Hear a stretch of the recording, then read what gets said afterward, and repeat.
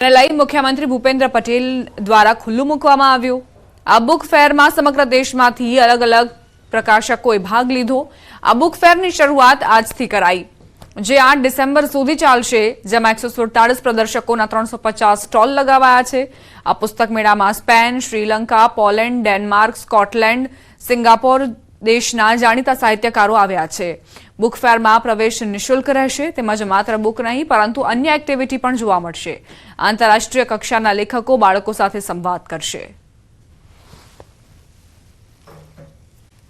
Doctor દ્વારા બાળ તસ્કરી મામલે તપાસનો ધમધમાટ તેજ। આરોપી સુરેશ ઠાકોરે વેચેલું બાળક ગઢ પોલીસ દ્વારા બાળ શિશુ ગૃહ પાલનપુર ખાતે મોકલવામાં આવ્યું છે। હાલ બાળક બાળ શિશુ ગૃહ પાલનપુર ખાતે તંદુરસ્ત હાલતમાં છે। સુરેશ ઠાકોર અને શિલ્પા ઠાકોરની અટકાયત કરાઈ છે। થરાદની સંસ્કાર હોસ્પિટલમાં કામ કરતો રૂપસિંહ ઠાકોર ઓપરેશનનો કોર્સ કર્યો છે, જ્યારે બાળક આપનાર રૂપસિંહ ઠાકોરની પોલીસે રાઉન્ડ અપ કરી પૂછપરછ ચાલુ કરી છે।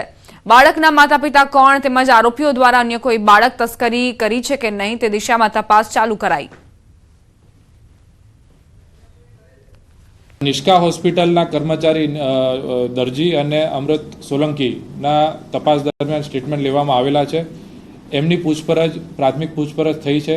એમને જેમ નીરવ મોદીનું કહેવું છે કે એમણે દ્વારા જ મારફતે જ સુરેશ ઠાકોરનો સંપર્ક થયેલો હતો, એ બાબતે ટેકનિકલ એવિડન્સથી અમે બીજા આધાર પુરાવા ભેગા કરીએ છીએ અને એના પછી આગળની કાર્યવાહી કરવામાં આવશે। આજે બાળકો તો એના માતા પિતા કોણ છે એ અત્યારે માતા પિતા તપાસ દરમિયાન પ્રાથમિક માહિતી મળી છે અને એ બાબતે અમે હજી ખરાઈ કરવા માટે ડીએનએ સેમ્પલ ને બધી આગળની સાયોગિક પુરાવા લેવાની તજવીજ। ડોક્ટર દ્વારા બાળ તસ્કરી મામલે તપાસનો ધમધમાટ તેજ। આરોપી સુરેશ ઠાકોરે વેચેલું બાળક ગઢ પોલીસ દ્વારા બાળ શિશુ ગૃહ પાલનપુર ખાતે મોકલવામાં આવ્યું છે। હાલ બાળક બાળ શિશુ ગૃહ પાલનપુર ખાતે તંદુરસ્ત હાલતમાં છે। સુરેશ ઠાકોર અને શિલ્પા ઠાકોરની અટકાયત કરાઈ છે। થરાદની સંસ્કાર હોસ્પિટલમાં કામ કરતો રૂપસિંહ ઠાકોર ઓપરેશનનો કોર્સ કર્યો છે, જ્યારે બાળક આપનાર રૂપસિંહ ઠાકોરની પોલીસે રાઉન્ડ અપ કરી પૂછપરછ ચાલુ કરી છે। બાળકના માતા પિતા કોણ તેમજ આરોપીઓ દ્વારા અન્ય કોઈ બાળક તસ્કરી કરી છે કે નહીં તે દિશામાં તપાસ ચાલુ કરાઈ। નિષ્કા હોસ્પિટલના કર્મચારી દરજી અને અમૃત સોલંકીના તપાસ દરમિયાન સ્ટેટમેન્ટ લેવામાં આવેલા છે। એમની પ્રાથમિક પૂછપરછ થઈ છે। એમને જેમ નીરવ મોદીનું કહેવું છે કે એમણે દ્વારા જ મારફતે જ સુરેશ ઠાકોરનો સંપર્ક થયેલો હતો, એ બાબતે ટેકનિકલ એવિડન્સથી અમે બીજા આધાર પુરાવા ભેગા કરીએ છીએ અને એના પછી આગળની કાર્યવાહી કરવામાં આવશે। આજે બાળકો તો એના માતા પિતા કોણ છે એ અત્યારે માતા પિતા તપાસ દરમિયાન પ્રાથમિક માહિતી મળી છે અને એ બાબતે અમે હજી ખરાઈ કરવા માટે ડીએનએ સેમ્પલ ને બધી આગળની સાયોગિક પુરાવા લેવાની તજવીજ। પાટણથી બાળ તસ્કરી કૌભાંડના તાર પાલનપુર સુધી હોવાની આશંકા। બાળ તસ્કરી કૌભાંડ અંગે મોટા ખુલાસા થઈ શકે છે। પાલનપુરના મોટા ગામની સીમમાંથી 6 માસ અગાઉ બાળક મળી આવ્યું હતું, જે અંગે મોટા ખુલાસા થઈ શકે છે। મળી આવેલું બાળક બાળ તસ્કરીનું હોવાની આશંકા। બાળકના મગજમાં પાણી ભરાયેલું હોવાથી તેનું ઓપરેશન કરાયું હતું। અત્યારે બાળક પાલનપુરના બાળ શિશુ ગૃહમાં છે। પાટણ પોલીસની તપાસ બાદ બાળકને લઈને ખુલાસો થશે।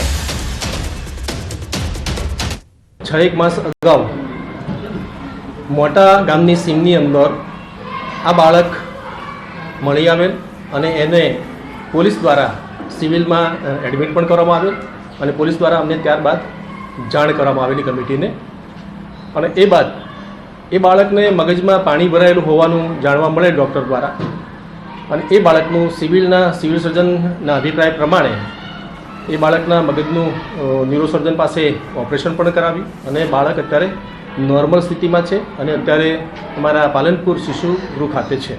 ફાઉન્ડેશનના સંચાલક સામે ગુનો દાખલ। નર્મદાના રાજપીપળામાં આવેલી છે સંસ્થા। નર્સિંગ કોર્સ ફી લઈ કોર્સ અધૂરો રાખ્યાનો આરોપ। સંચાલક ડોક્ટર અનિલ કેસર ગોહિલ સામે ગુનો દાખલ કરાયો। 3 વર્ષની 1,74,000 થી વધુની ફી લેવાઈ હતી। વિદ્યાર્થીઓને કોઈ પરીક્ષા કે સર્ટિફિકેટ માર્કશીટ નહીં આપી છેતરપિંડી કરાઈ હતી। 400 થી વધુ વિદ્યાર્થીઓ પાસેથી ફી ઉઘરાવી લીધા બાદ પણ યોગ્ય પરીક્ષા ન લેવાઈ। સાથે વિદ્યાર્થીઓએ કલેક્ટર અને જિલ્લા પોલીસ વડાને ફરિયાદ કરી હતી। વિદ્યાર્થીઓ પાસેથી ઓરિજિનલ ડોક્યુમેન્ટ પણ લઈ લીધા છે, જે હજુ સુધી પરત ન આપ્યાનો પણ આરોપ લગાવ્યો છે। રાજપીપળા પોલીસે સંચાલકની ધરપકડ કરી।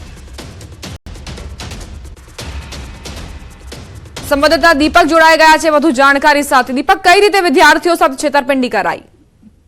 બિલકુલ, ખાસ વાત કરીએ તો જે રાજપીપળા પાસે આવેલી જે રાજપીપળા શહેરમાં જ આવેલી માં કામલ ફાઉન્ડેશન સંસ્થા છે, આ સંસ્થા દ્વારા નર્સિંગના કોર્સ કરવામાં આવતા હતા। નર્સિંગના કોર્સમાં લગભગ 20 વર્ષથી આ સંસ્થા ચાલતી હતી અને આ જેનો મેઇન જે પાયો છે જે સુરત છે, સુરતમાં એની મેઇન ઓફિસ છે, ત્યારે એની રાજપીપળા ખાતે એક બ્રાન્ચ છે। એના બ્રાન્ચમાં લગભગ 400 જેટલા વિદ્યાર્થીઓ નર્સિંગ કોર્સમાં ફી ભરી અને નર્સિંગ કરતા હતા, પરંતુ છેલ્લા 1 વર્ષથી આ જે વિદ્યાર્થીઓ પાસે 1,74,200 જેટલી 3 વર્ષની ફી લઈ લેવા છતાં પણ એને પરીક્ષા ના આપવામાં આવી અને પરીક્ષાને કોઈ સર્ટિફિકેટ આપતા આ વિદ્યાર્થીઓએ હોબાળો કર્યો અને આભાર દીપક, જાણકારી આપવા માટે। ગાંધીનગરમાં સવારથી પોલીસનું mega search operation, history sheeter આરોપીઓના ઘરે પોલીસનું સર્ચ, 30 અધિકારી સહિત 300 કર્મીઓ જોડાયા। હથિયાર, ચોરીના વાહન, નંબર પ્લેટ વગરની ગાડી, પ્રોહિબિશન સહિતની બાબતોને લઈ તપાસ કરવામાં આવી રહી છે। સવારે 6 વાગ્યાથી તમામ જગ્યાએ એક સાથે સર્ચ ઓપરેશન।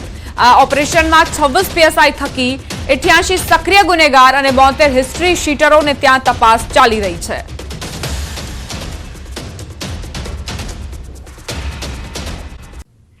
નમસ્કાર, આપ જોઈ રહ્યા છો ગુજરાતની number 1 news channel news 18 Gujarati. હું છું આપની સાથે દીપા શર્મા। મહત્વપૂર્ણ સમાચાર, ગુજરાતમાં શિયાળા માટે હજુ રાહ જોવી પડશે।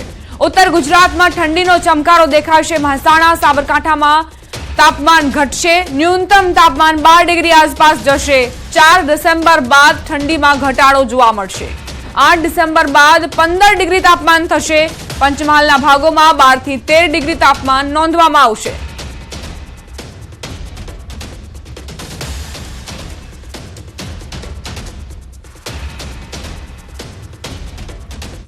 ડિસેમ્બરના પહેલા સપ્તાહ સુધીમાં ગુજરાતમાં કોઈ શીત લહેરની સંભાવના નથી।